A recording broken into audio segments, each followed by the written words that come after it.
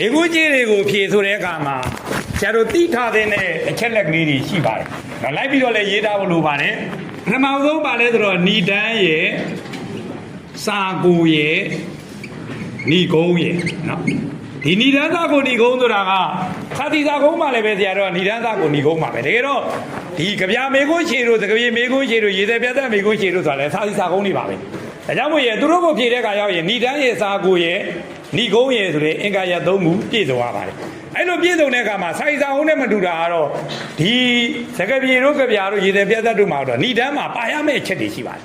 ပါရမယ့်အချက်တွေပေါ့အမှဂုံတုမန္နာပဲဖြစ်ဖြစ်အမှတ်ကောင်းကောင်းရအောင်မှန်းတာပဲဖြစ်ဖြစ်ဏိဒန်းမှာပါဝင်ရမယ့်ချက်တွေရှိပါတယ်အဲ့ဒါတော့ဘာလို့ဆိုဏိဒန်းမှာသကပြေဆိုရင်လည်းကြပြဆိုရင်လည်းကြပြပေါ့လေအဲ့ဒီကြပြအဲ့ဒီသကပြေရေးတဲ့ခေနော်နောက်အဲ့ဒီကြပြအဲ့ဒီသကပြေကိုရေးတဲ့သူနောက်တစ်ခါကြပြဆိုရင်ကြပြအမျိုးသားသကပြေဆိုရင်သကပြေအမျိုးသားကြပြအမျိုးသားသကပြေအမျိုးသားနော်နောက်တစ်ခါဆရာတို့ကအဲ့ဒီကြပြအဲ့ဒီသကပြေရဲ့ရည်ရွယ်ချက်နော်ရည်ရွယ်ချက်နောက်တစ်ခါအဲ့ဒီကြပြအဲ့ဒီသကပြေကိုကောင်းနှုတ်ထားတယ်ကောင်းနှုတ်ချက်ဘယ်တွေကကောင်းနှုတ်ထားတယ်ကောင်းနှုတ်ချက်ပြီးတော့မှဟုတ်လားတခါတည်းမှာရည်ရွယ်ချက်ပုံနဲ့အဲ့ဒီကြပြကဘာကိုရေးထားတယ်ဆိုတဲ့အကြောင်းအရာလေးအချုပ်ဒါမင်းတို့မိတ်ဆက်တွေမှာပါပါတယ်ပြီးတော့မှဆရာတော်မေကုန်းကိုပြန်ကောက်ဒါမင်းတို့မှတ်ထားနော်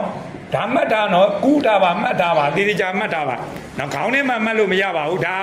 မင်းတို့ဏိဒန်းတစ်ခုကိုရေးတဲ့အခါမှာပါဝင်ရမယ့်အချက်လက်တွေဖြစ်ပါတယ်နော်စကပြေကိုပဲဖြည့်ဖြည့်ကြပြမေကိုရှိကိုပဲဖြည့်ဖြည့်ဒီတဲ့ပြသက်မေကိုရှိကိုပဲဖြည့်ဖြည့်တခုဆရာတို့ကဖြည့်တော့မယ်ဆိုလို့ရှိရင်ဏိဒန်းမှာဒီအချက်လက်တွေပါပါမယ်အဲ့ဒီကြပြအဲ့ဒီရေးတဲ့ခေအဲ့ကြပြအဲ့ကြပြကိုရေးတဲ့သူအဲ့ဒီကြပြအဲ့ဒီသကပြေရဲ့အမျိုးအစားပေါ့သကပြေဆိုရင်ဒါကြောက်သားသကပြေမျိုးသားလားနော်အထုပ္ပတိသကပြေမျိုးသားလားရသသရံသကပြေမျိုးသားလားဆိုသကပြေမျိုးစားနောက်တစ်ခါဘယ်တွေကကောင်းလုပ်ထားတဲ့ဆိုတဲ့ကောင်းလုပ်ချက်ပြီးရင်အဲ့ဒီသကပြေအဲ့ဒီကြပြရဲ့ရွယ်ချက်နော်ပြီးရင်ရွယ်ချက်ပြီးတဲ့ကောင်တော့ဆရာတို့ကဟလာအကြောင်းအရာအချုပ်ကိုလိုအပ်ရင်ရေးမယ်ပြီးရင်ဆရာတို့ကမေးခွန်းလေးကိုပြန်ပြီးတော့ကောက်ပါတယ်နောက်တစ်ခါဆရာတို့ကစာကူပိုင်းပေါ့စာကူပိုင်းကိုဖြည့်တဲ့အခါမှာဥပမာကြပြဆိုလို့ရှိရင်ဆရာတို့ကကြပြကိုစကပြေပြန်မယ်ပြီးရင်စကပြေပြန်မယ်ပြီးရင်ဆရာတို့ကဝေဖန်ချက်ကြီးစကပြေပြန်ဝေဖန်ချက်ပေါ့ပြီးရင်ဆရာတို့ကကြပြပုတ်ရင်းပေါ့ဒါမလို့ရှိရင်ဆရာတို့ကအကိုအကားလို့လည်းခေါ်ပါတယ်နော်ကိုတေးရှင်းလို့လည်းခေါ်ပါတယ်အကိုအကားပေါ့